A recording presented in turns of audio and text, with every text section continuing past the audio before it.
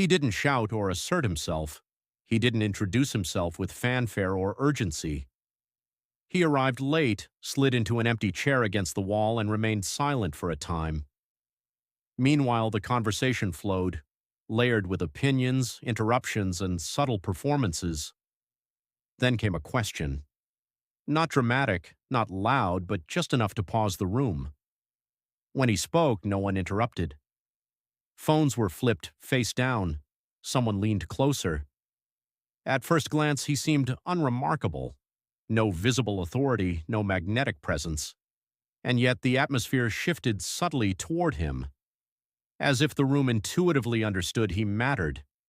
Why do some people draw attention without needing proof? It happens in boardrooms, classrooms, dinner tables, online discussions, during interviews, negotiations, even casual encounters with strangers. Two people can speak the exact same words at the exact same moment. One sparks curiosity, the other gains silent acceptance. Often the difference is so subtle it's barely noticeable. A pause held a fraction longer, a statement left without explanation, a thought intentionally unfinished, unapologetically so. While some rush to elaborate, layering details, offering examples, seeking validation, others embrace blanks. They create silences, they leave unfilled spaces, unanswered questions, and somehow the room doesn't rush to fill them. The distinction isn't found in their words, it lies in what they leave unsaid. Those taken seriously from the start don't rush to clarify their meaning. They're not preoccupied with how their words will be received. There's no pursuit of agreement or fear of misunderstanding. Their pauses carry no discomfort. Their sentences conclude cleanly, without defense or embellishment. They don't compete for attention or scramble for recognition. They resist leaning forward to grab focus. They don't raise their volume to assert presence. They allow gaps where reassurance might otherwise live. They leave moments unresolved, and unresolved moments possess a quiet pull. People slow down around them. They listen more carefully. Interruptions grow scarce. Sometimes this shift is so subtle that no one notices it happening. There is no clear moment where the room decides to listen more carefully. No signal is given. No agreement is made. It happens in the space between things, in the half-second where no one interrupts, in the pause that is allowed to remain a pause, in the sentence that ends without being followed by another voice. At first it feels almost accidental, but then it repeats, and repetition gives it shape. People begin to wait instead of react. They listen instead of prepare their reply. They notice instead of compete. Not because something was said, but because something was not. A question is asked and allowed to hang.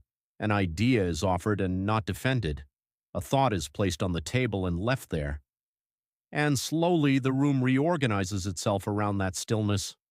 The loud becomes slightly quieter, the fast becomes slightly slower, the restless becomes slightly more patient, not dramatically, not consciously, just enough to change the rhythm.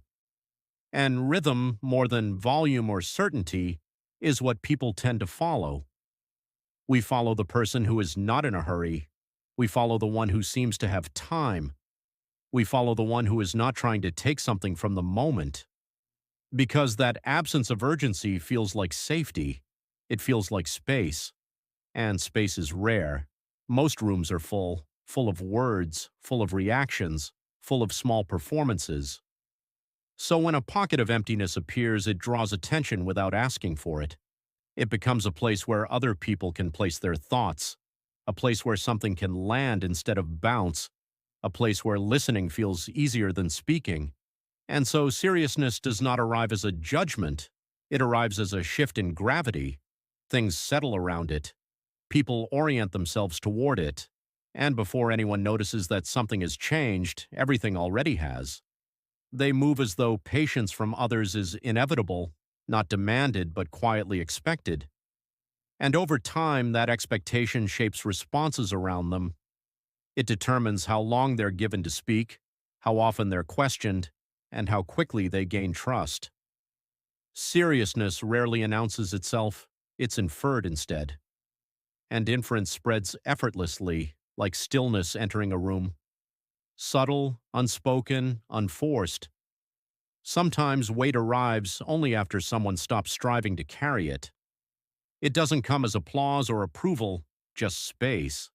Space to speak without interruptions, space to pause without tension, space to be heard without demanding it.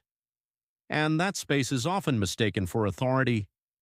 Consider those you instinctively take seriously, not for shouting the loudest, explaining the most, or appearing the most confident, but for quietly reshaping the dynamics around them. What is it they're holding back from doing?